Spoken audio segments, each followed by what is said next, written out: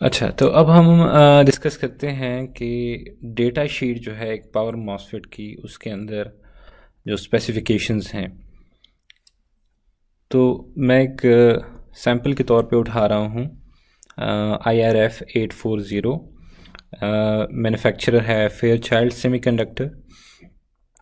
तो ये मॉसफेट जो है ये कोई लेटेस्ट वो नहीं है, लेकिन आप इजीली अवेलेबल है मार्केट में आसानी से आपको ये मॉसफेट जो है वो मिल जाते हैं लोकल मार्केट से। इसलिए हम इसकी स्पेसिफिकेशन जो है वो डिस्कस कर रहे हैं यहाँ पे। तो लेटेस्ट आप जो है देख सकते हैं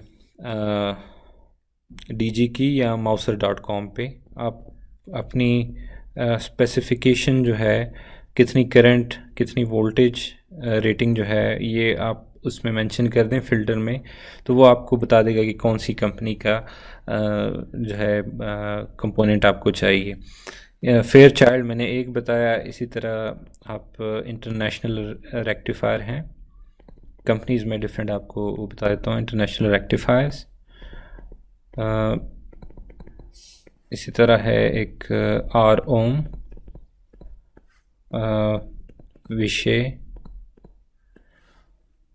और क्री जो है ये एक लेटेस्ट वो है जो कि सिलिकॉन कार्बाइड मॉसफेट जो है बनाती है और उसके लिए फेमस है। तो ये चंद मैन्युफैक्चरिंग कंपनीज़ के मैंने आपको नाम बता दिए हैं। ST इलेक्ट्रॉनिक्स, ST जो कंपनी है, इसी तरह ऑन सेमीकंडक्टर। तो आप जो है अपनी रिक्वायरमेंट के मुताबिक सर्च करना चाहते हैं तो ये वेबसाइट मैंने आपको बता दी, mouser.com। यहाँ पे अपनी स्पेसिफिकेशन के हिसाब से जो है आप सर्च कर सकते हैं। ओके, अब ये जो 3 इम्पॉर्टेंट पैरामीटर्स हैं इस एक मॉसफेट से रिलेटेड, वो आपको बहुत ही अर्ली मिल जाती हैं डेटा शीट के ऊपर। यहाँ पे उसकी करंट रेटिंग, उसकी वोल्टेज रेटिंग और उसकी कंडक्शन रेजिस्टेंस।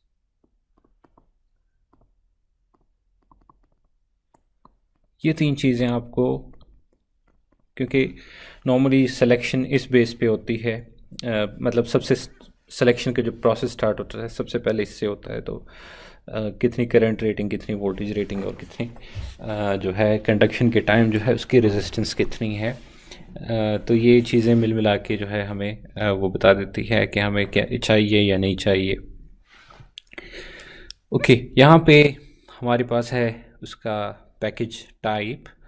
तो पैकेज टाइप जो है हमारे पास है लाइक TO247, TO2220, ये पैकेज स्टाइल टाइप्स हैं। फॉर एग्जांपल ये हमारे पास यहाँ पे है, ये TO220, ये वो है। तो आपको ये टाइप का पैकेज मिलेगा इसमें। कुछ मॉसफेट होते हैं जिसमें मल्टीपल पैकेजेस होते हैं, मतलब एक ये है तो दूसरा एक स्टाइल भी है, सरफेस माउंट का भी है, SMT टाइप भी है। तो आपके रिक्वायरमेंट के ऊपर फिर होता है। तो जब आप वो कंपोनेंट ऑर्डर करते हैं तो ना सिर्फ आप ये बताते हैं कि ये कंपोनेंट, बल्कि साथ में आप फिर मेंशन करते हैं उसका पैकेज भी।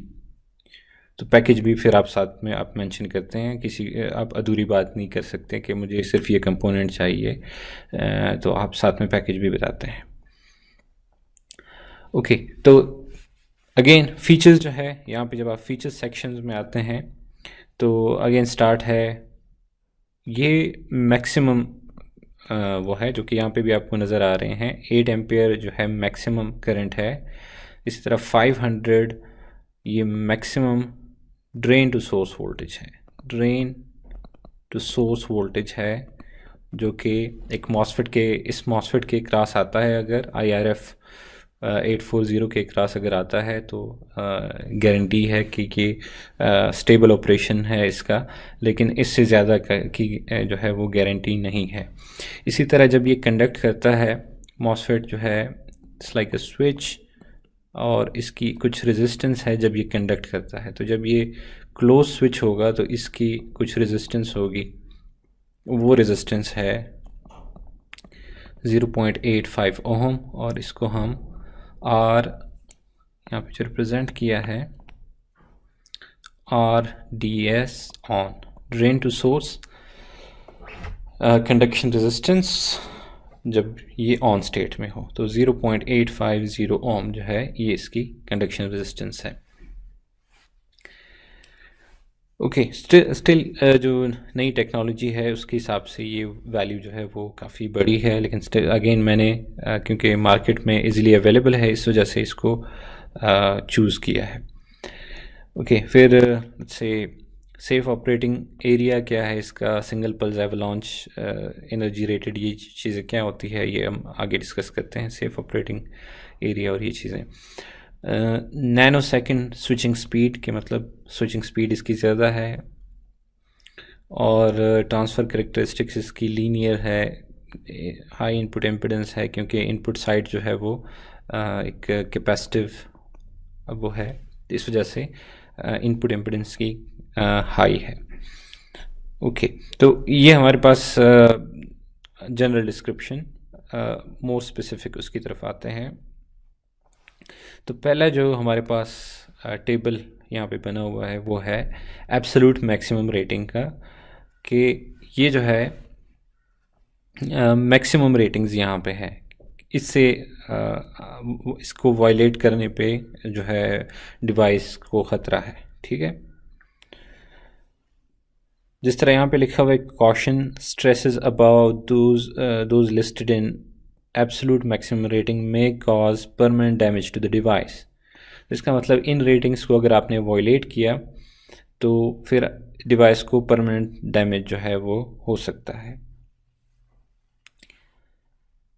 तो इसमें हमारे पास है सबसे पहले drain to source voltage, again वही वैल्यू जो कि पहले रिपीट हो चुकी है कि 500 वोल्ट जो है, अगर आपने ये आपके पास है लेट्स से मॉसफेट, ये आपके पास है पावर मॉसफेट, और आपने किसी सर्किट के अंदर लगाया और ये है कि अगर ये ऑफ स्टेट में आ गया तो इसके क्रॉस जो वोल्टेज है ये होगी VDS, drain to source voltage.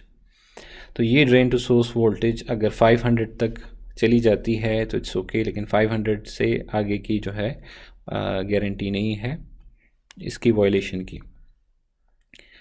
तो VDS जो है उसकी लिमिट है 500 वोल्ट। सो आपके सर्किट में अगर किसी मॉसफेट के क्रॉस ये वोल्टेज आ रही है तो आपने इसको अवॉइड करना है और हायर वैल्यू का फिर चूज़ करना है। इसी तरह फिर है ड्रेन टू गेट वोल्टेज, और ये हमारे पास है ड्रेन टू गेट VDG हम इसको कह लेते हैं। तो ये वोल्टेज जो है हमारे पास ये भी 500 है, इसको भी वायलेट नहीं करना। फिर हमारे पास है कंटिन्यूस ड्रेन करंट के, अगर ये मॉसफेट आप कंप्लीटली ऑन रखते हैं, आपने इसको ऑन रख दिया और इसमें से करंट फ्लो कर रहा है तो हम इसको कह रहे हैं कि ये है कंटिन्यूस करंट। बिल्कुल ये स्विच नहीं हो रहा है, एक बार आपने ऑन कर दिया उसमें से कंटिन्यूसली करंट फ्लो कर रहा है, तो ये ID जो है ये फिर 8 एम्पेयर तक जा सकता है। लेकिन 8 एम्पेयर तक जब टेम्परेचर जो है वो आपके पास स्टेबल है, रूम टेम्परेचर है, लेकिन अगर टेम्परेचर लेट्स से 100 पे पहुंच गया, इसके केस का टेम्परेचर जो है लेट्स से आपने इसके केस का टेम्परेचर, ये इसको हम टैब कहते हैं, ठीक है, इसके केस का टेम्परेचर जो है लेट्स से आपने देखा ये 100 डिग्री सेंटीग्रेड है। तो अगर 100 डिग्री सेंटीग्रेड है तो फिर आप 8 एम्पेयर पे नहीं लेके जा सकते, सिर्फ 5.1 एम्पेयर पे लेके जा सकते हैं ड्रेन करंट को। अगर हमारे पास कंटिन्यूस की बजाय पल्स ड्रेन करंट है, पल्स ड्रेन करंट से मुराद ये है कि करंट जो है वो पल्सेस हैं करंट की, तो फिर आप 32 एम्पेयर तक जो है लेके जा सकते हैं इस केस में करंट को। ठीक है, मतलब कंटिन्यूसली आप 8 एम्पेयर नहीं अप्लाई कर रहे हैं, आप पल्सेस अप्लाई कर रहे हैं करंट्स की, तो फिर आप 32 एम्पेयर तक जो है वो आप लेके जा सकते हैं। इसी तरह गेट टू सोर्स वोल्टेज आप मैक्सिमम +20 और मिनिमम -20 तक अप्लाई कर सकते हैं, जो कि कंट्रोलिंग वोल्टेज है। मैक्सिमम पावर डिसिपेशन, ये चीज़ इंपॉर्टेंट है कि इस मॉसफेट के अंदर हमने बताया कि पावर डिसिपेशन लाजमी होगी, क्योंकि लेट्स से 8 एम्पेयर का करंट फ्लो कर रहा है और साथ में यहाँ पे कुछ रेजिस्टेंस है इसकी RDS ऑन जिसे हमने कहा, और इसकी वजह से लाजमी बात है पावर डिसिपेशन होगी। तो पावर डिसिपेशन जो है, या लेट्स से आपने कुछ ऐसा gate to source voltage apply किया कि आप बजाय इस ओमिक रीजन के यहाँ पे कहीं पे ऑपरेट कर रहे हैं सैचुरेशन रीजन में, तो ज़्यादा पावर डिसिपेट होगा। लेकिन पावर डिसिपेशन अगर 125 वाट से कम है तो अगर 125 वाट से अगर आपकी पावर डिसिपेशन कम है तो इट्स ओके, स्टेबल है। इससे ज़्यादा की पावर डिसिपेशन जो है वो डिज़ास्टर्स हो सकती है। अच्छा, फिर लीनियर डीरेटिंग फैक्टर। लीनियर डीरेटिंग फैक्टर से मुराद ये है कि टेम्परेचर के बढ़ने से इसकी जो पावर डिसिपेशन की जो रेटिंग है इसमें किस तरह से कमी वाक़या होती है। ठीक है, तो पर डिग्री सेंटीग्रेड जो है इसमें 1 वाट की जो है वो कमी आ रही, 1 वाट पर डिग्री सेंटीग्रेड जो है इसमें कमी वाक़या हो रही है। अगर टेम्परेचर बढ़ता है तो पावर डिसिपेशन की जो कैपेबिलिटी है वो कम होती है। अच्छा, फिर सिंगल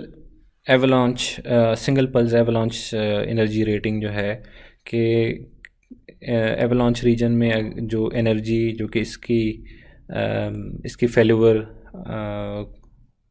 कॉज कर सकती है, ये वो एनर्जी है। इसके आखिर में डेटा शीट के आखिर में आपको जो अनक्लेम्ड टेस्ट है वो बताएंगे कि ये किस तरह से डिटर्मिन की जाती है ये वैल्यू। फिर ऑपरेटिंग टेम्परेचर जो है हमारे पास। अच्छा, तो इसके बाद हमारे पास है ऑपरेटिंग एंड स्टोरेज टेम्परेचर। तो टेम्परेचर की जो रेंज है वो है -55 to 150 डिग्री सेंटीग्रेड। अब टेम्परेचर के अंदर हमारे पास एक TJ है जो रिप्रेजेंट करता है जंक्शन टेम्परेचर को, तो जो इंटरनल जंक्शन है उसका टेम्परेचर डिटर्मिन कर रहा है। तो इस चीज़ को आपने देखना है। एक है हमारे पास TC जो कि केस के टेम्परेचर को बताता है। तो केस टेम्परेचर एक्सटर्नल होता है, जंक्शन टेम्परेचर जो है वो इंटरनल होता है। ठीक है, तो हमारे पास यहाँ पे जंक्शन टेम्परेचर जो है इस -55 to 150 ये रेंज है। और फिर स्टोरेज टेम्परेचर भी हमारे पास दिया गया है कि अगर ऑपरेटिंग उसमें नहीं है तो कितनी टेम्परेचर पे रख सकते हैं इसको। फिर हमारे पास है मैक्सिमम टेम्परेचर फॉर सोल्डरिंग, कि जब आप सोल्डरिंग कर रहे हों तो आप इसकी जो लीड है फॉर एग्ज़ाम्पल उसकी टेम्परेचर को कहाँ तक हॉट कर सकते हैं। तो यहाँ पर 300 डिग्री सेंटीग्रेड तक आप इसको हीट कर सकते हैं।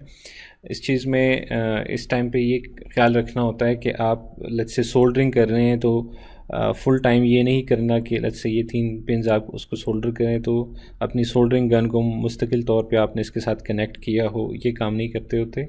बहुत कम टाइम के लिए आपने सोल्डरिंग गन को स्मार्टली यूज़ करना होता है ताकि आप सोल्डरिंग परफॉर्म करें और बहुत कम टाइम के लिए, मतलब यहाँ पे देखें 10 सेकंड के लिए आप जो है ये टेम्परेचर अप्लाई करते हैं और फिर आप उसको छोड़ देते हैं थोड़ी देर के लिए ताकि वो उसका टेम्परेचर नॉर्मल हो। फिर आप अगर उसमें सेट करना चाहें, कोई पॉइंट आपने सही नहीं सोल्डर किया होगा, तो एक टाइम के ऊपर सारी उसकी टेम्परेचर को इतना हाई नहीं करना। Similarly package body for 10 second जो है आप उसकी वो 260 डिग्री के 260 डिग्री से ज़्यादा उसकी बॉडी को जो है आपने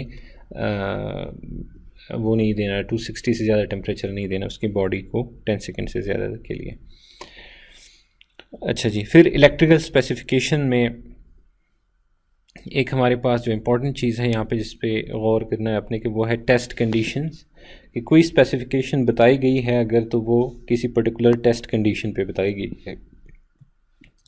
फॉर एग्ज़ाम्पल यहाँ पे drain to source breakdown voltage है, तो drain to source breakdown voltage के लिए एक सिंबल यूज़ किया गया है ब्रेकडाउन वोल्टेज VDSS।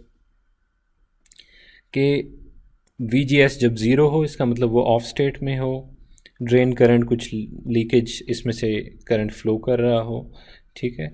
ये टेस्ट कंडीशन जो है इस पे बताया गया है कि जब इस कंडीशन पे टेस्ट किया गया है तो 500 वोल्ट पे इसका ब्रेकडाउन होता है। थ्रेशोल्ड वोल्टेज जो कि अभी हमने थ्योरी के अंदर डिस्कस किया वो है मिनिमम 2.4 है और 2.0 है और मैक्सिमम जो है वो 4 है। इसका मतलब ये चेंज होता रहता है, फिक्स नहीं है। चीज़ें होती हैं, टेम्परेचर डिपेंडेंट चीज़ें होती हैं। तो गेट थ्रेशोल्ड वोल्टेज जिसे हम कहते हैं कि हमारी जो गेट टू सोर्स वोल्टेज है उसको ज़्यादा होना चाहिए इससे। गेट टू सोर्स वोल्टेज अगर हम अप्लाई करते हैं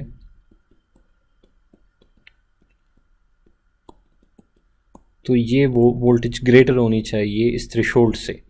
तो हमारे पास एक इंडिकेशन यहाँ पे ये है कि 4 से ये ग्रेटर होनी चाहिए, क्योंकि अगर किसी जिस तरह पैरामीटर में लिखा हुआ है कि 4 तक भी जा सकती है और आप मिनिमम को हिट कर दें से 3 पे रख जाएं तो इसका मतलब हमें इशू होगा, ठीक है। अदरवाइज़ हमें करेक्टरिस्टिक से भी हम ये चीज़ हम करेक्टरिस्टिक से डिटरमिन करते हैं, लेकिन स्टिल ये आपको ये बता रही है कि 4 जो है वो आपकी minimum gate to source voltage जो है वो होनी चाहिए ऑन स्टेट के लिए, एटलीस्ट इतनी होनी चाहिए। तो सैचुरेशन में ड्राइव करने के लिए फिर हमें फर्दर डिटरमिन करना होता है। Okay, zero get voltage drain current के अगर VGS हमने ज़ीरो कर दिया है, गेट टू सोर्स वोल्टेज अगर हमने ज़ीरो कर दिया है, VGS ज़ीरो है और हमने अप्लाई कर दिया है ड्रेन टू सोर्स वोल्टेज जो कि 500 वोल्ट है उसके बराबर, तो हमारे पास जो है तब कोई 25 मिली माइक्रो एम्पेयर का करंट जो है वो फ्लो करेगा। मतलब ये लीकेज करंट आप इसको कह लें, इस टाइम जो करंट फ्लो करेगा। इसी तरह अगर यही काम दोबारा करें लेकिन जो जंक्शन टेम्परेचर है उसको बढ़ा दें तो फिर लीकेज करंट जो है वो 250 माइक्रो एम्पेयर पे पहुंच जाता है। ऑन स्टेट ड्रेन करंट, तो अगर हमारे पास ये पैरामीटर भी हम पहले डिस्कस कर चुके हैं कि 8 एम्पेयर अगर हम कंटिन्यूस करंट इसमें से फ़्लो करवाते हैं तो फिर हमारे पास जो है वो 8 एम्पेयर तक फ़्लो कर सकता है। यहाँ पे एक बताया गया है कि इस टाइम पे VGS जो है इन्होंने 10 रखा हुआ है, गेट टू सोर्स वोल्टेज इन्होंने 10 रखा हुआ है, ये टेस्ट कंडीशन है। तो इससे आपको एक इंडिकेशन मिलती है कि अगर आप अपना गेट ऑन स्टेट के लिए जो वोल्टेज आप अप्लाई करें तो अराउंड 10 जो है आप ये आपको एक हिंट मिल रहा है। Okay, gate to source leakage current, क्योंकि हमने अभी स्ट्रक्चर के अंदर डिस्कस किया कि ये जो गेट है इसका वो इंसुलेटेड है, मतलब बीच में हमारे पास सिलिकॉन डाइऑक्साइड होता है। तो सिलिकॉन डाइऑक्साइड होता है तो फिर स्टिल जब आप वोल्टेज अप्लाई करते हैं तो कुछ लीकेज करंट इसमें से फ्लो करता है, तो उसको हम कहते हैं gate to source leakage current. तो वो हमारे पास है 100 नैनो एम्पेयर, बहुत ही कम है। और जब VGS को +20 रखते हैं और -20 रखते हैं, +20 रखते हैं तो हमारे पास करंट आता है 100 नैनो एम्पेयर, और जब -20 वोल्ट अप्लाई करते हैं तो आता है हमारे पास -100 nano ampere. Okay, drain to source on resistance, ये चीज़ भी अभी हम डिस्कस कर चुके हैं कि अगर VGS आप 10 वोल्ट रखते हैं और करंट आपके पास है 4.4 एम्पेयर तो हमारे पास जो कंडक्शन रेजिस्टेंस है कि जब ये क्लोज़ होता है स्विच तो वो उसको हमने अभी डिस्कस किया कि वो है RDS ऑन हमारे पास। इसकी वैल्यू है 0.8 ओम और वेरी कर सकती है, ऑपरेटिंग उस पे कंडीशन पे डिपेंड करते हैं, तो 0.85 तक ये जो है बढ़ सकती है। फॉरवर्ड कंडक्टेंस, ट्रांस कंडक्टेंस, ये चीज़ भी अभी हमने डिस्कस की, ये है 4.9 टू 7 टिपिकल है 7.4, ठीक है। मिड में जो है वो टिपिकल है और मिनिमम जो है वो 4.9 पे आ सकती है सीमेंस। ये मैंने आपको ट्रांसफ़र करेक्टरिस्टिक्स से बताया कि हमारे पास जो ट्रांसफ़र करेक्टरिस्टिक्स है उसका स्लोप हमें ये वैल्यू बता रहा होता है। अच्छा, अब कुछ पैरामीटर्स को मैं सेक्शंस में अगर डिवाइड कर दूं तो ये अब हम नीचे इनके फिगर्स से ज़्यादा बेहतर समझ सकते हैं। लेट्स से हमारे पास है ये जो 4 पैरामीटर्स हैं, इनका मैं एक सेक्शन बना देता हूँ। ये हमारे पास स्विचिंग टाइम यहाँ से हम फाइंड करते हैं। और फिर हमारे पास दूसरा एक सेक्शन मैं बना देता हूँ जो कि है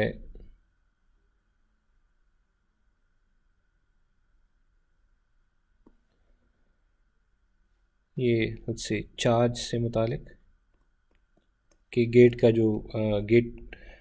जो टर्मिनल है, गेट पे जो चार्ज आता है हमारे पास, वो किस तरह से वोल्टेज को इंक्रीज़ करता है। ठीक है, और सॉरी, ये इसको मैं नीचे भी ला सकता हूँ क्योंकि ये भी सारे कैपेसिटेंसेस हैं। कैपेसिटेंसेस और चार्ज को मैं कंबाइन कर लेता हूँ क्योंकि आपस में ये रिलेटेड हैं। तो ये दो चीज़ें जो है हम पैरामीटर्स जो है ये हम फिगर से डिमॉन्स्ट्रेट कर लेता हूँ मैं। नीचे इसमें फिगर्स दी गई होती है कि जब हमारे पास गेट टू सोर्स वोल्टेज को हम चेंज करते हैं, हमारे पास जो गेट टू सोर्स वोल्टेज होता है, लेट्स से वो हम ऑफ से हमने ऑन स्टेट पे लेके गए, और फिर जो इस दौरान ये जो है लेट्स से VGS है हमारे पास, तो VDS हमारे पास कैसे एक्ट करता है और कितना टाइम लगता है VDS को ज़ीरो पे आने में, और इस तरह अगर ज़ीरो पे वो आ गया है तो फिर यहाँ से दोबारा वो कैसे कितने टाइम में वो आगे जाता है, वापस अपनी वैल्यू पे चला जाता है। तो ये वो टाइम्स है, rise time, fall time, turn on delay, turn off delay. ठीक है, ये हम उसमें डिस्कस कर लेते हैं। और ये हमारे पास इनपुट कैपेसिटेंस, आउटपुट कैपेसिटेंस और रिवर्स ट्रांसफ़र कैपेसिटेंस, इससे हम फाइंड करते हैं हमारी जो कैपेसिटेंसेस हैं।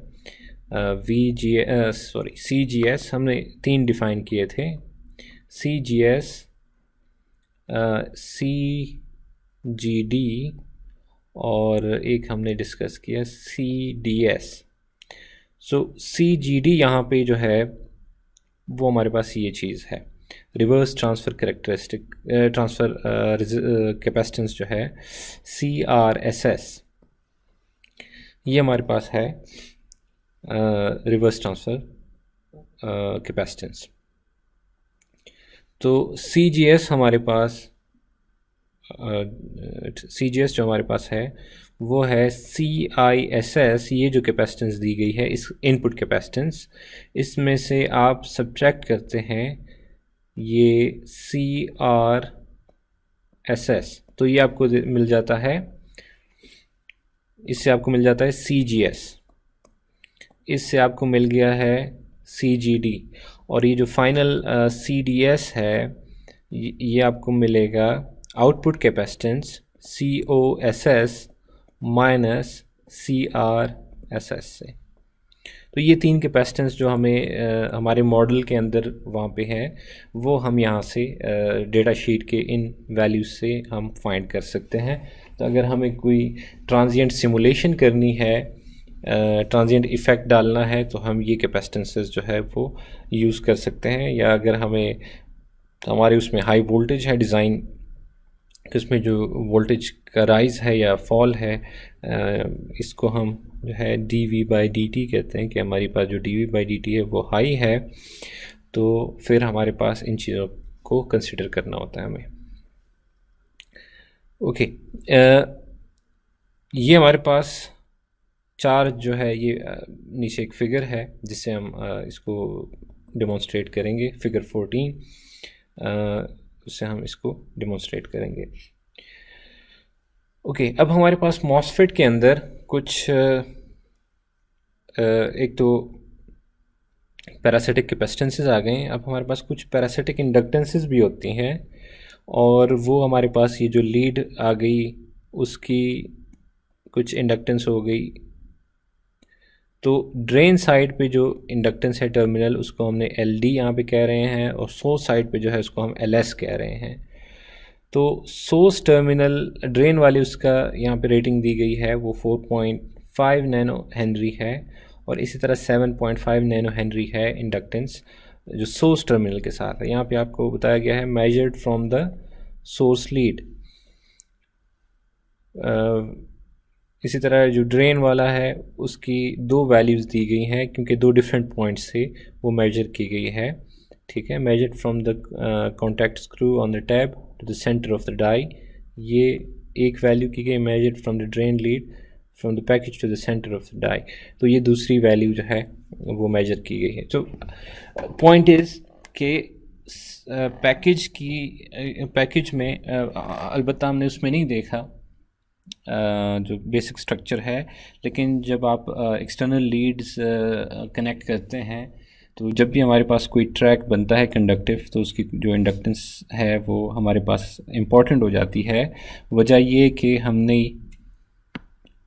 ये चीज़ बता दी कि हमारे पास यहाँ पे कैपेसिटेंसेस भी हैं, जैसे CDG, CGS और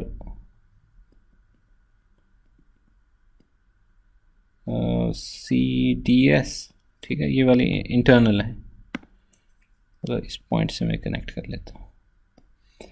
तो अब वरीसम पॉइंट क्या है कि हमारे पास इंडक्टेंस भी है, कैपेसिटेंस भी है, तो इससे नुकसान क्या है हमारे पास कि ये रेजोनेट कर सकते हैं, और ये रेजोनेट करते हैं जब हमारे पास इंडक्टेंस और कैपेसिटेंस मिल के आ जाते हैं। तो इसका मतलब जब ड्रेन टू सोर्स वोल्टेज हमारे पास ट्रांजिशन लेती है तो ये इस तरह से सीधी सीधी नहीं चली जाती, बल्कि इसकी वजह से हमारे पास उसमें कुछ ऑसिलेशंस आती हैं फिर।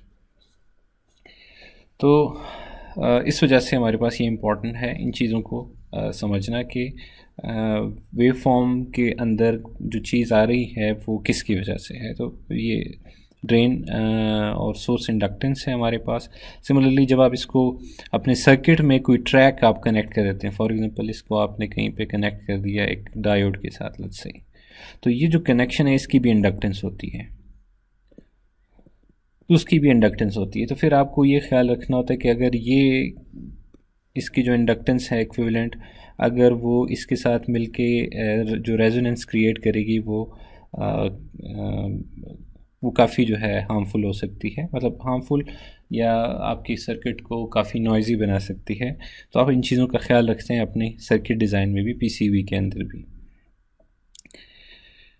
ओके, फिर हमारे पास आ जाती है एक और पैरामीटर जो कि आ जाता है, वो है thermal resistance junction to case, thermal resistance junction to ambient.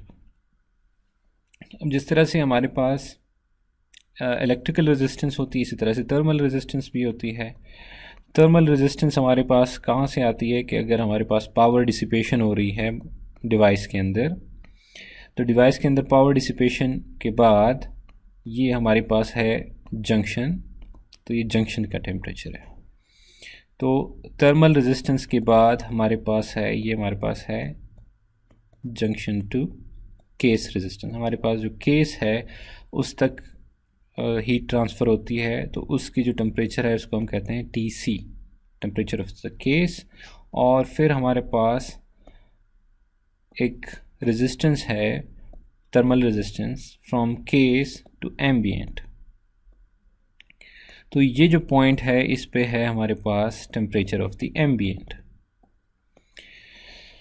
तो ये हमें थर्मल रेजिस्टेंस बता रही है कि जो जंक्शन से केस तक का जो थर्मल रेजिस्टेंस है, अच्छा अब ये वैल्यू बड़ी अच्छी है या कम हो तो अच्छी है। जितनी ये वैल्यू कम होगी उतनी ही आसानी से हीट ट्रांसफ़र होगा from the junction to the case and from the case to the ambient. और जब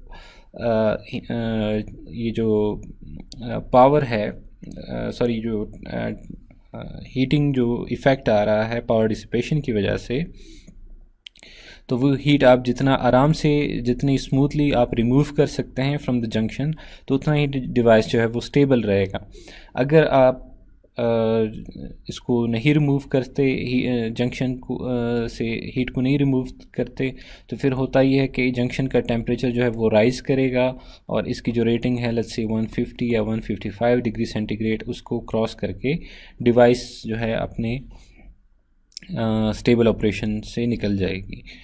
तो इसलिए ज़रूरी है कि इसके साथ हम नॉर्मली ये करते हैं कि हीट सिंक है, लेट्स से ये TO220 का पैकेज है, तो इसके टैब के साथ हम यहाँ पे एक हीट सिंक लगा देते हैं और वो हीट सिंक जो है उसको नॉर्मली फिर कूलिंग के लिए भी हम कोई फ़ैन वगैरह अगर ज़रूरत हो तो लगा देते हैं, ताकि आसानी से ये सारा सफ़र जो है फ्रॉम जंक्शन टू एम्बियंट जो है आराम से जो है वो हीट ट्रांसफ़र हो सके। ओके, अब हमारे पास कुछ और करेक्टर स्पेसिफिकेशंस है, that is about the source to drain diode. मैंने जो आपको बताया था कि हमारे पास एक एडिशनल डायोड बनता है उसके अंदर, मॉसफेट के स्ट्रक्चर के अंदर। तो इस डायोड की करेक्टरिस्टिक्स जो है वो हमारे पास यहाँ पे एक्सप्लेन की गई है, क्योंकि ये हमारे पास यूज़ होता है कई सारी टोपोलॉजीज़ के अंदर। ये मॉसफेट का ये जो डायोड है इसका इस्तेमाल होता है हमारे पास करंट रिवर्सल के केस में।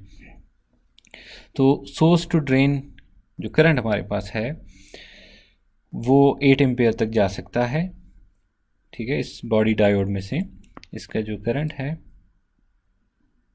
वो 8 एम्पेयर तक जा सकता है अगर कंटिन्यूस है, और अगर ये पल्स्ड है तो फिर ये 32 एम्पेयर तक जा सकते हैं, एग्जैक्टली उसी तरह से जिस तरह मॉसफेट का है, तकरीबन ये वैल्यू सेम ही रहती है। अच्छा, फिर सोर्स टू ड्रेन वोल्टेज। अब जब ये मॉसफेट कंडक्ट कर रहा है तो हमारे पास एक फॉरवर्ड वोल्टेज जो कि इसके क्रॉस आएगी जब कंडक्शन मोड में, हम नॉर्मली जिसे 0.7 या 1 वोल्ट कहते हैं, तो यहाँ पे वो है 2 वोल्ट, ठीक है। 2 वोल्ट जो है हमारे पास है इसकी रेटिंग, मतलब इसके क्रॉस वोल्टेज 2 वोल्ट आएगा जब ये कंडक्शन मोड में होगा। और दो जो एडिशनल पैरामीटर्स हैं, reverse recovery time and reverse recovery charge.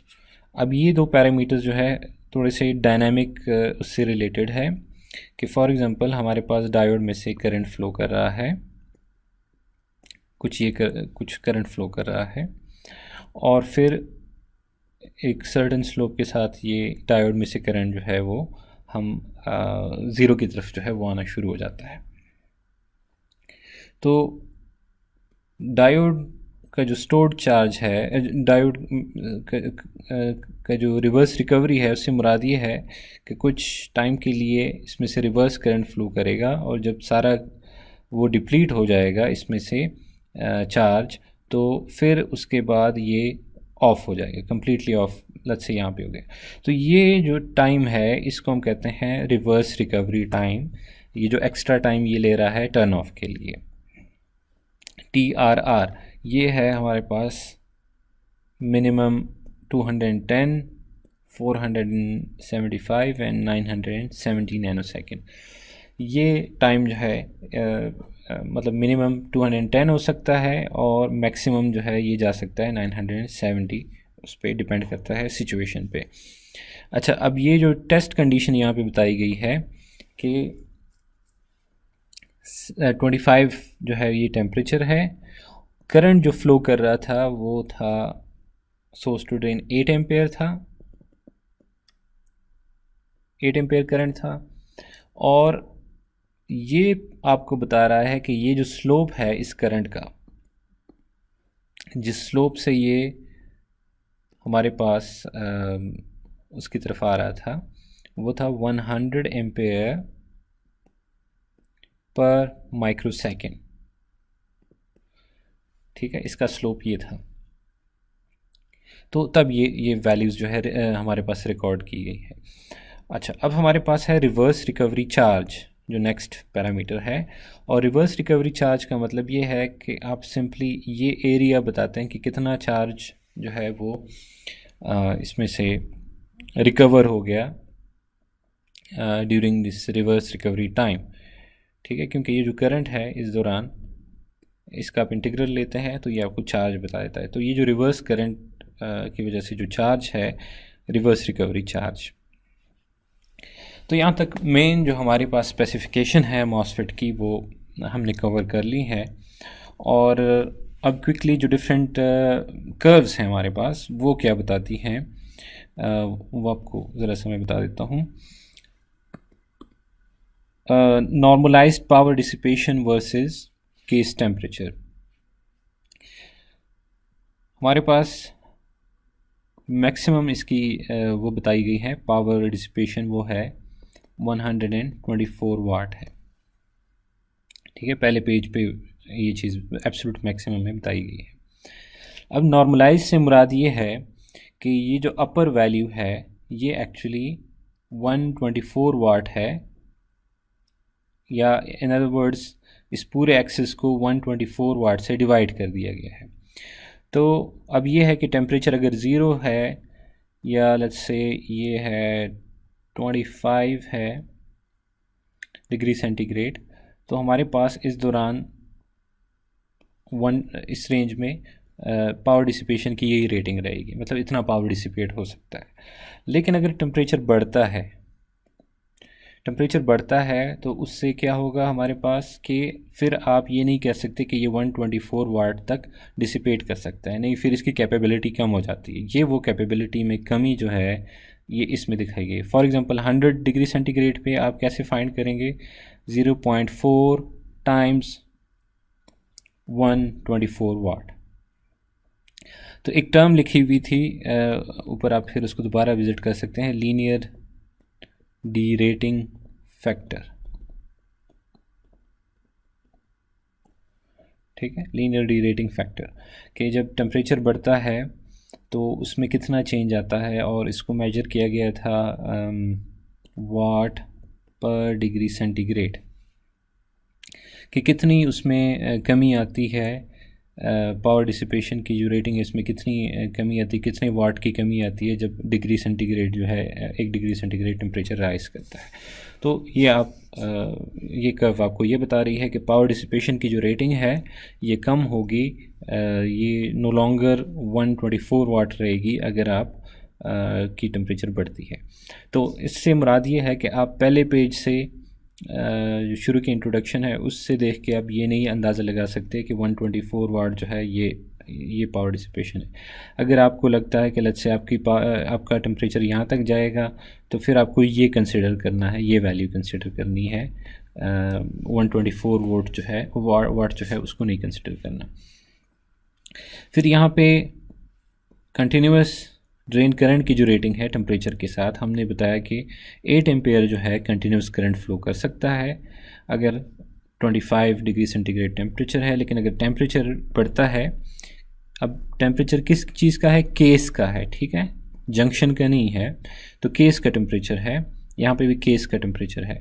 तो ये जो करंट रेटिंग है ये कम होगी, मतलब अगर 100 डिग्री सेंटीग्रेड पे आप वो कर रहे हैं तो ये 5 एम्पेयर जो है करंट रेटिंग है, फिर 8 एम्पेयर नहीं है।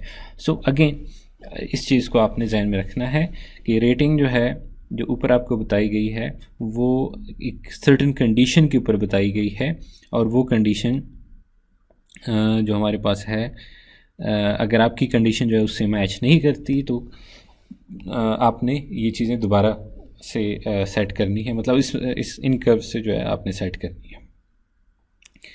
ओके, फिर हमारे पास है normalised maximum transient thermal impedance. ये हमारे पास ऊपर हमने थर्मल रेजिस्टेंस डिस्कस कर ली है। थर्मल इम्पिडेंस की कर्व से आप जो है ये जंक्शन टेम्परेचर आप जो है वो फाइंड कर सकते हैं।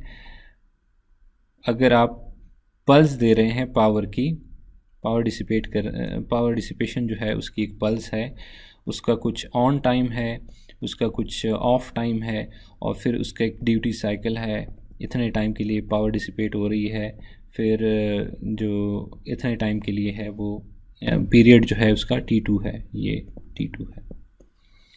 तो ये ड्यूटी साइकिल जो है उसका है पावर डिसिपेशन जो अप्लाई हो रही है, और एक्स एक्सिस के ऊपर है हमारे पास टाइम। ठीक है, पल्स विड्थ की जो T1 है, जितने टाइम के लिए ये पल्स अप्लाई हो रही है उसकी लेंथ है। तो अगर सिंगल पल्स है, एक बार पल्स अप्लाई कर दी और फिर उसके बाद छोड़ दिया हमने, उस पल्स की विड्थ अगर बढ़ाते हैं हम तो थर्मल इम्पीडेंस जो है वो बढ़ती है जैसे जैसे हम ये टाइम जो है इसको बढ़ाते हैं इन सेकंड्स। तो 10⁻⁵ और फिर यहाँ पे है 10 सेकंड्स, कितना टाइम के लिए हम अप्लाई कर रहे हैं। इसी तरह फिर हमारे पास है नेक्स्ट कि अगर ड्यूटी को 0.01 कर दिया, 0.01 अगर कर दिया, ठीक है, तो जैसे जैसे ड्यूटी रेशो बढ़ती है इसकी, ठीक है, मतलब T1 की जो T1 रिलेटिव टू T2 अगर ये बढ़ता है तो हमारे पास ये डिफरेंट कर्व्स हैं थर्मल इम्पीडेंस की। ठीक है, थर्मल इम्पीडेंस से हम फिर पीक जंक्शन टेम्परेचर जो है वो फाइंड कर सकते हैं। ओके, आउटपुट कैरेक्टरिस्टिक कर्व्स अभी हमने डिस्कस कर ली हैं लेक्चर के अंदर कि गेट टू सोर्स वोल्टेज की एक वैल्यू है। ठीक है, अब ये देखें बॉटम के अंदर VGS को 4 लिखा हुआ है और रीज़न ये है कि मैक्सिमम थ्रेशोल्ड जो है VTH उससे हमने बताया कि वो 4 वोल्ट है। तो 4 वोल्ट से ज़्यादा की कर्व जो है यहाँ पे बनाए गए हैं। इसी तरह से ये भी है, बनाए गए हैं। यहाँ पे ड्रेन टू सोर्स वोल्टेज 250 है, यहाँ तक 15 वोल्ट है ड्रेन टू सोर्स वोल्टेज। तो जैसे जैसे आप गेट टू सोर्स वोल्टेज को बढ़ा रहे हैं 4.5, 5, 5.5, 6, तो आपके पास जो ड्रेन टू सोर्स करंट है वो उसी तरह से बढ़ रहा है। मिसाल के तौर पे 250 वोल्ट VDS 250 वोल्ट है, तो VGS की एक वैल्यू के लिए ये यहाँ पे है और VGS की एक और वैल्यू के लिए यहाँ पे पहुँच जाता है। ठीक है, तो ये डिपेंड करता है VGS की वैल्यूज़ के ऊपर। सिमिलरली यहाँ पे भी यही सिचुएशन है, सैचुरेशन कैरेक्टरिस्टिक्स जो है वो हमें बताई गई है। ये जो forward bias safe operating area जो है ये हमें बताता है कि हम किस रीजन के अंदर ऑपरेट करवा सकते हैं अपने मॉसफेट को। तो एक्स एक्सिस के ऊपर यहाँ पे है ड्रेन टू सोर्स वोल्टेज है, वाई एक्सिस के ऊपर हमारे पास है drain to source current IDS है, या ID जैसे डेटा शीट में बताया गया है। तो ये लॉग एक्सिस है, यहाँ पे 100 है, यहाँ पे 200, 300, 400। तो ये हमारे पास है 500 वोल्ट वर्टिकल लाइन, क्योंकि जो वोल्टेज रेटिंग है मॉसफेट की वो 500 वोल्ट है। आप इससे आगे नहीं लेके जा सकते हैं, इस रीजन में नहीं आ सकते, क्योंकि इस रीजन को स्टॉप, ये रीजन मतलब ये बाउंड्री कौन सेट कर रहा है, VDS की जो लिमिट है, बाउंड्री ऑफ VDSS, ये वोल्टेज सेट कर रही है। इसी तरह हमारे पास ये जो डॉटेड लाइन है ये हमारे पास है, क्योंकि 10, ये 20 और ये 32 एम्पेयर जो पल्स्ड करंट है, ये पल्स्ड करंट की लिमिट है। ठीक है, 32 एम्पेयर जो है वो पल्स्ड करंट की लिमिट है, तो इसका मतलब हम उसके ऊपर जो है वो नहीं जा सकते हैं। अब आते हैं यहाँ पे कि अगर हमारे पास करंट है वो इंक्रीज़ करता है, तो करंट इंक्रीज़ करने के साथ साथ क्या होता है, VDS भी इंक्रीज़ करता है। VDS क्यों इंक्रीज़ करेगा भला? VDS इसलिए इंक्रीज़ करेगा क्योंकि हमारे पास जो रेजिस्टेंस है RDS, उसकी वजह से जो वोल्टेज है VDS ये इंक्रीज़ करेगा। तो आप इस कर्व के ऊपर आएंगे, ठीक है, और यहाँ पे एक टर्म लिखी हुई कि operation in this region is limited by RDS on, कि आप यहाँ पे नहीं आ सकते। वजह यह है कि आप जैसे जैसे करंट बढ़ेगा वोल्टेज VDS ऑन जो है वो बढ़ेगा, तो जब VDS ऑन बढ़ेगा तो आप इस रेंज में आएंगे, उधर नहीं जा सकते। वोल्टेज जो है उसमें आप तभी जा सकते हैं अगर वोल्टेज जो है वो कम रहती है। फॉर एग्ज़ाम्पल अगर इसको ये जो स्लोप है इस लाइन का, लेट्स से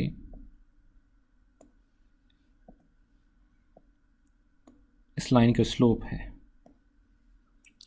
तो डिपेंड करता है अगर RDS ऑन को हम कम करते हैं तो ये हम फर्दर इधर जा सकते हैं, लेकिन इस वजह से ये टर्म यहाँ पे लिखे है कि operation in this region is limited by RDS on. Okay, तो ये जो रेड लाइन है ये RDS ऑन इसको लिमिट कर रहा है, आप इस रीजन से ऊपर नहीं जा सकते, ये इसकी बाउंड्री है। एक आपको ये बता दिया, ये आपको लिमिट करके दे रहा है, ये जो VD break down of VDSS।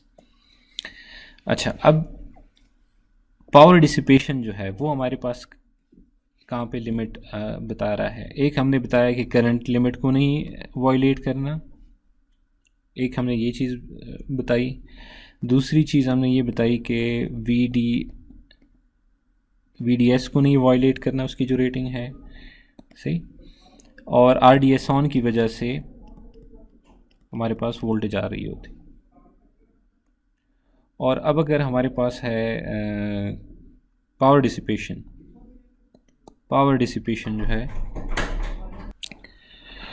Okay, तो हमारे पास अब अगर पावर डिसिपेशन जो है वो भी लिमिट करती है इस ऑपरेशन को, क्योंकि हमने बताया पावर डिसिपेशन ज़्यादा होगी तो उसकी वजह से टेम्परेचर राइज़ करेगा, वो भी हमारी एक लिमिट है, तो वो इस रेंज में आती है। अगर कंटिन्यूस करंट की अगर हम बात करें कि DC करंट फ्लो कर रही है, तो ये वो रीजन है जो कि ये वो लाइन है जो कि लिमिट करती है ऑपरेशन को।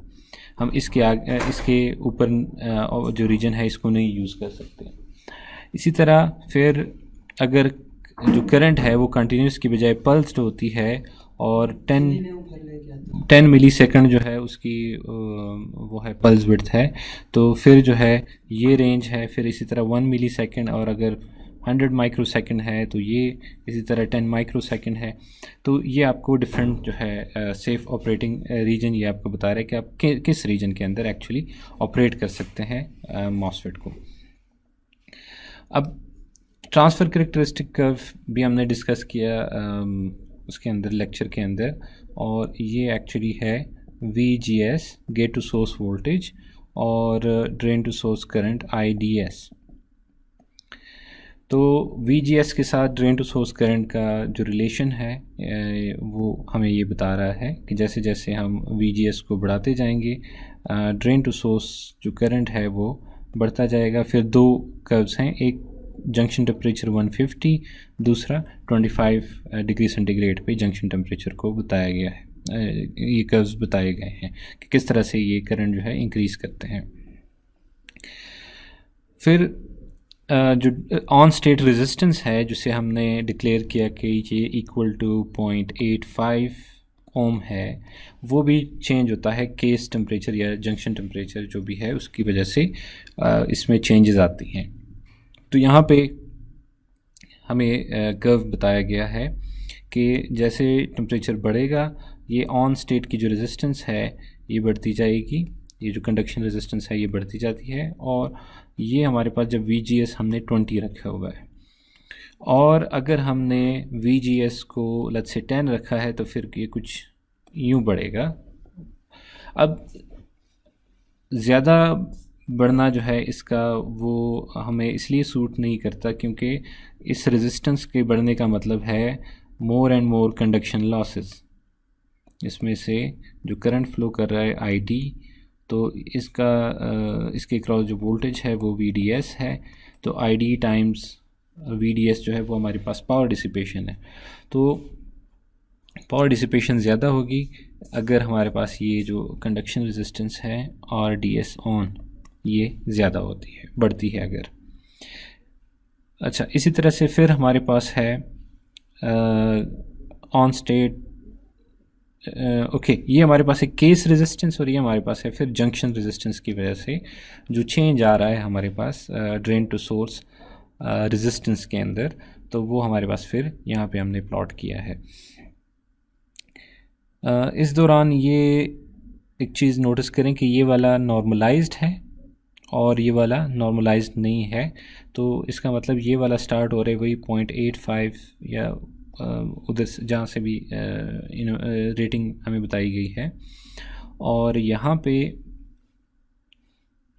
पे जो है से 25 डिग्री पे, क्योंकि हमें 25 डिग्री पे समवेयर देखना है, तो ये 1 वैल्यू होगा। ठीक है, मतलब इस एक्सिस को डिवाइड किया गया है वो 0.85 ओम से, तो 1 का मतलब यहाँ पे होगा कि 0.85 ओम।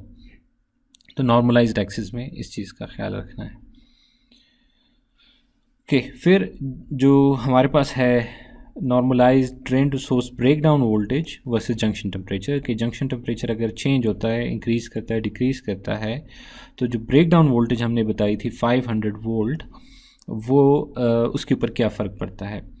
तो अगर रूम टेम्परेचर की बात करें, 25 डिग्री की बात करें, तो यहाँ पे है 1, सो 1 मीन्स 500 वोल्ट। और फिर जब वोल्ट हमारे पास टेम्परेचर राइज़ करता है, केस टेम्परेचर, तो उसकी वजह से ये वैल्यू राइज़ करती है। और अगर टेम्परेचर कम होता है, नेगेटिव में आता है, तो कम होता है हमारे पास ये रेटिंग जो है, मतलब इवन मे बी 400 या 450 पे उसका ब्रेक डाउन अगर हो जाए, डिपेंडिंग अपॉन टेम्परेचर।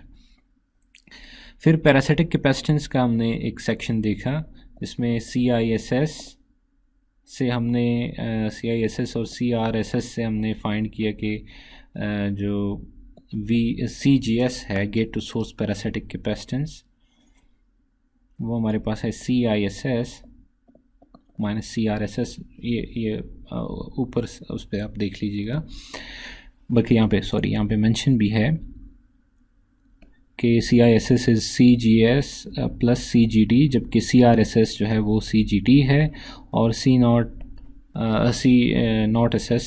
OSS जो कि आउटपुट कैपेसिटेंस है, उसकी भी इक्वेशन दी गई है।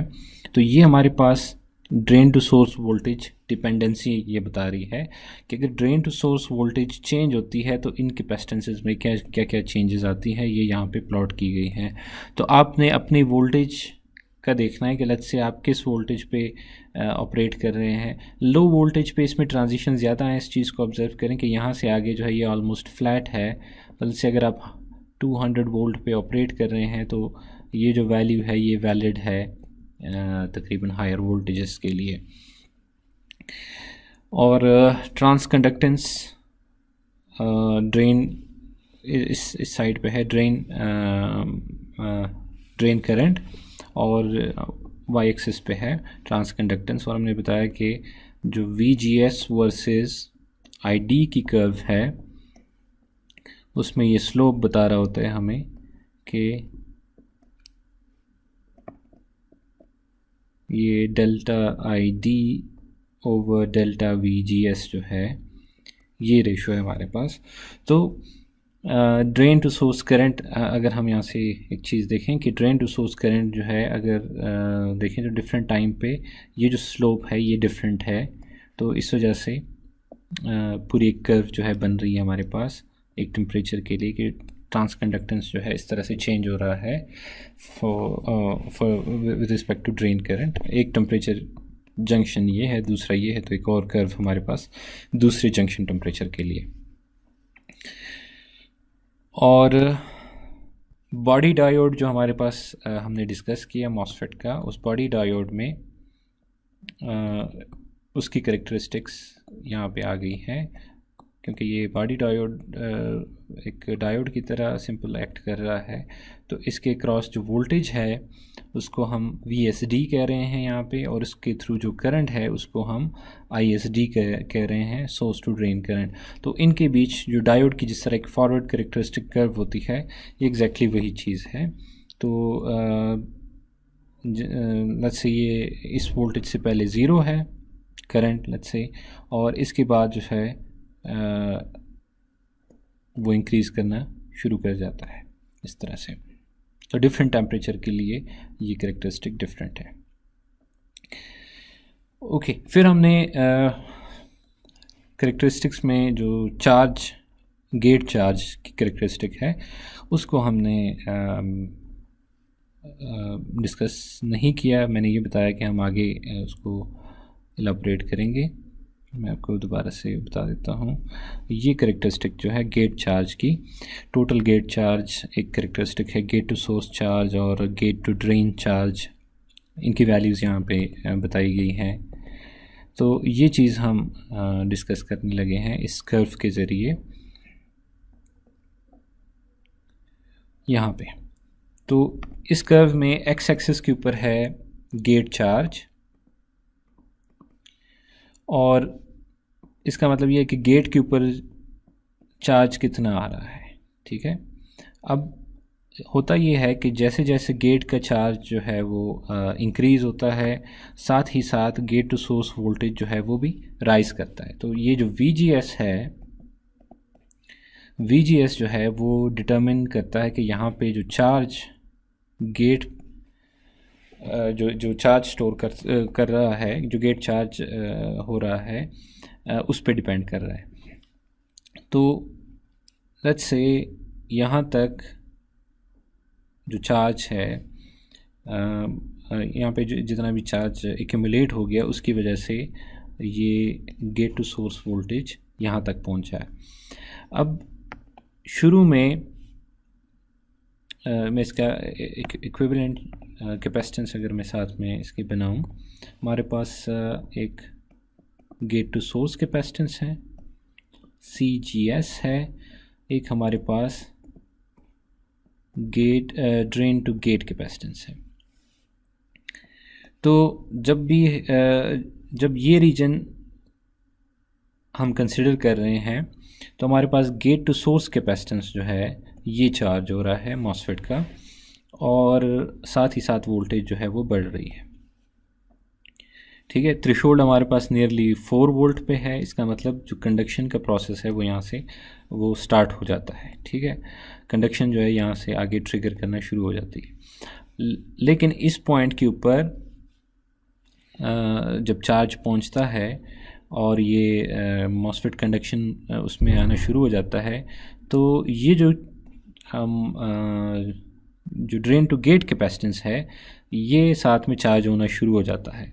तो ये जो रीजन हमारे पास आता है इसके अंदर गेट टू सोर्स चार्ज में इजाफ़ा नहीं होता, बल्कि ड्रेन टू गेट कैपेसिटेंस की चार्ज में इजाफ़ा होता है, ये जो रीजन है। तो इस वजह से गेट टू सोर्स वोल्टेज जो है वो राइज़ नहीं करता, और फिर उसके बाद जो है दोबारा से गेट टू सोर्स वोल्टेज जो है वो इंक्रीज़ होना शुरू हो जाता है। ये फिनोमिना है हमारे पास उसका कंडक्शन मोड में आने के लिए इस तरह से काम होता है। तो आगे ये एक बार फिर से इसकी कर्व आती है, उसको हम डिस्कस करते हैं।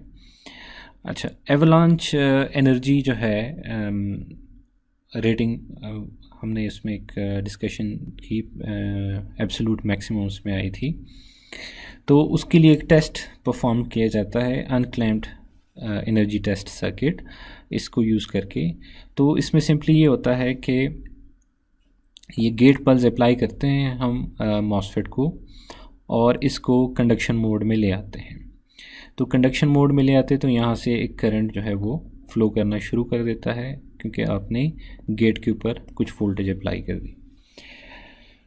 तो ये हमारे पास कुछ इस तरह से सर्किट बन जाता है कि इंडक्टर है और साथ में एक स्विच है जो कि क्लोज़ है, और ये है VDD।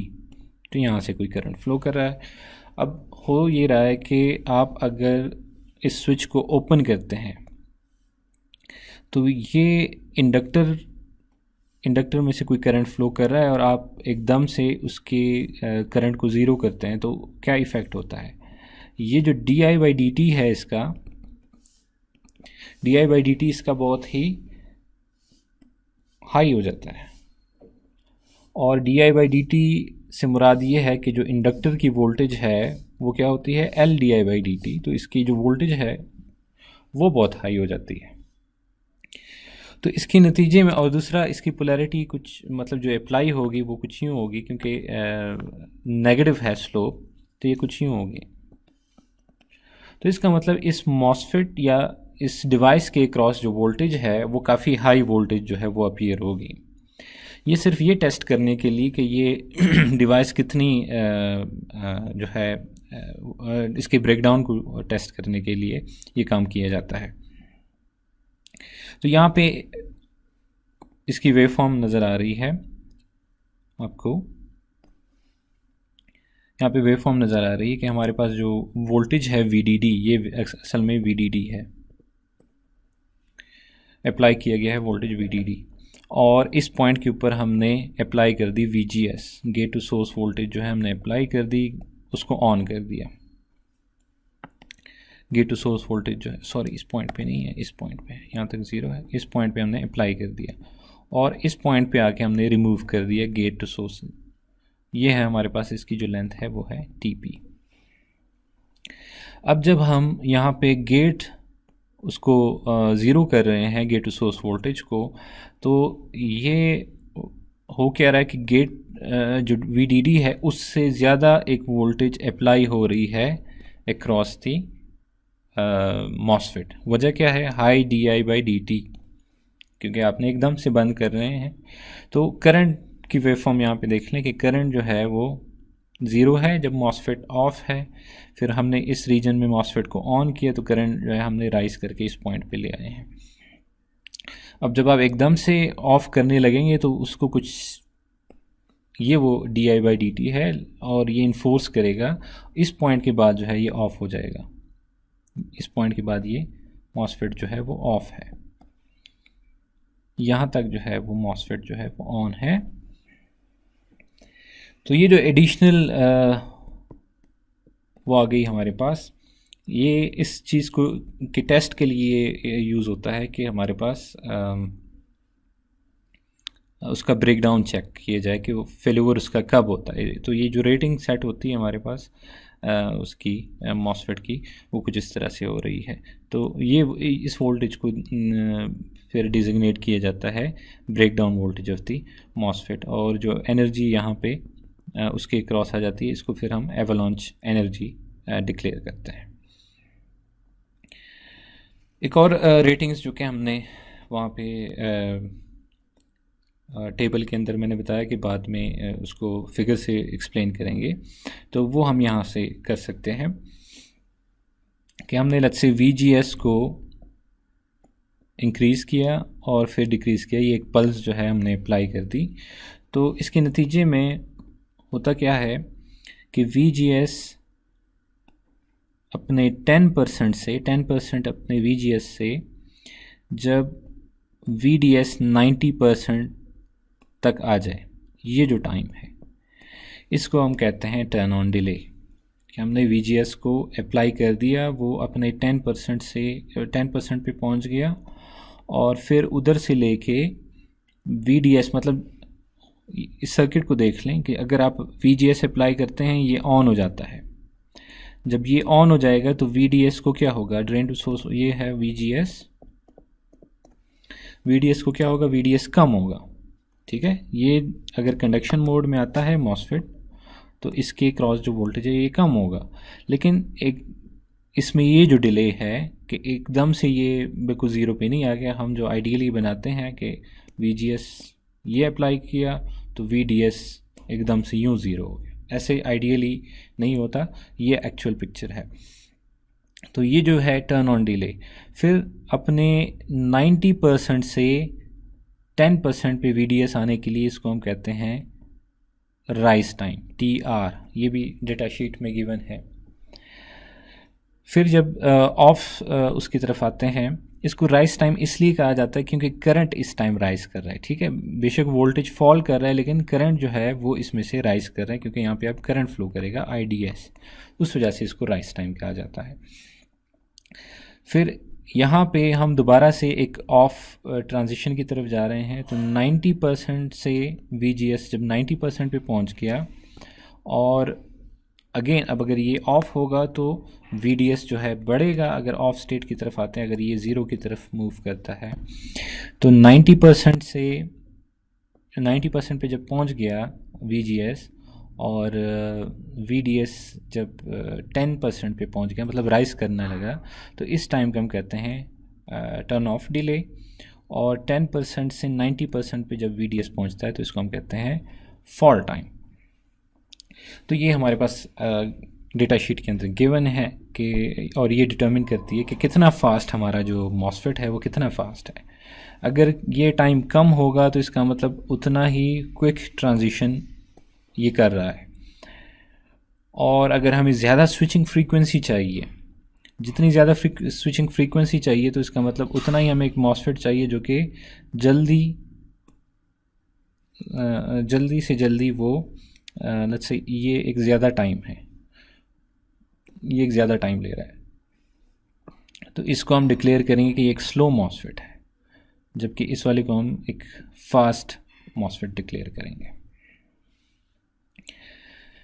ओके, फिर इस दूसरी कर्व की तरफ आ जाते हैं। एक बार हमने इसको डिस्कस कर दी, गेट चार्ज कैरेक्टरिस्टिक्स, और वहाँ पे मैंने कुछ डिजिग्नेशन बताई, वो आप यहाँ पे देख सकते हैं कि शुरू में gate to source charge, gate to source जो है वो चार्ज होता है, फिर जो गेट टू ड्रेन है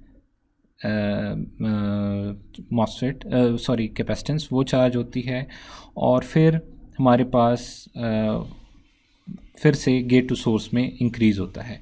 तो ये जो टोटल चार्ज है इसको हम QG कहते हैं, ये उसमें मेंशन है कि कितना चार्ज चाहिए होता है उसके टर्न ऑन के लिए, और गेट टू सोर्स को और गेट टू ड्रेन की जो रेटिंग है, जो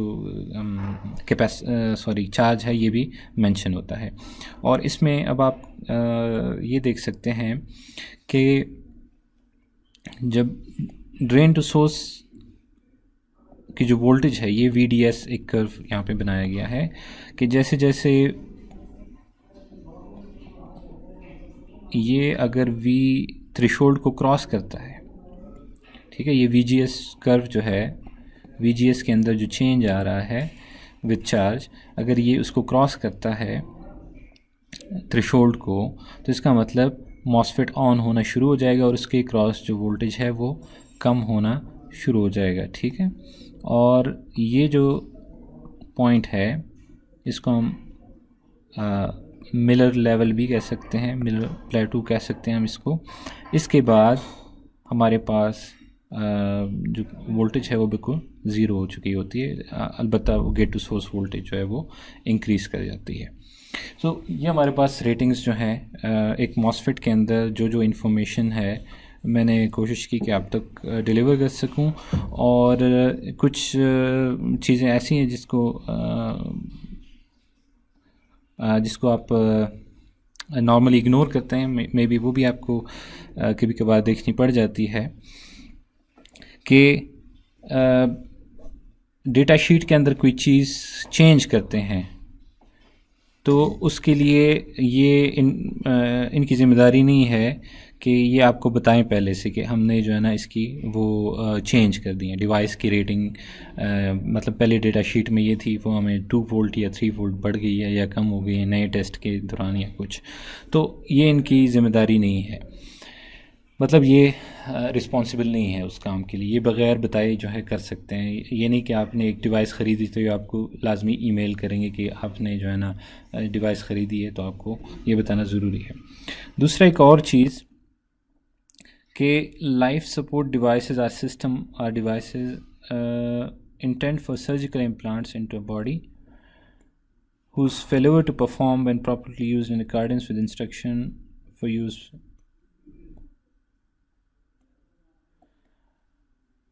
अगर आप इसको किसी लाइफ सेविंग उसमें यूज़ करते हैं तो आप जो है ये नहीं कह सकते कि कंपनी रिस्पॉन्सिबल है क्योंकि एक मॉसफेट जो है उसका फेल्योर हो गया और वो उनकी वजह से ख़राब हो, मतलब ये जान इनकी वजह से गई है। तो ये जो है अपने आप को इससे बरीउ ज़िम्मा करार देते हैं कि अगर आप इस काम के लिए यूज़ कर रहे हैं और हमसे जो है ना ये एक्सपेक्ट कर रहे हैं तो कहते हैं बेशक ना यूज़ करें, ठीक है। ये ज़िम्मेदारी नहीं उठाते लाइफ सेविंग इक्विपमेंट की, क्योंकि कोई भी इनको सू कर सकता है फिर इस काम के लिए कि आपने तो कहा था कि ये 500 वोल्ट तक चलता है, ये तो 300 पे एक्सपायर हो गया, तो इस चीज़ की ये लोग ज़िम्मेदारी नहीं लेते हैं।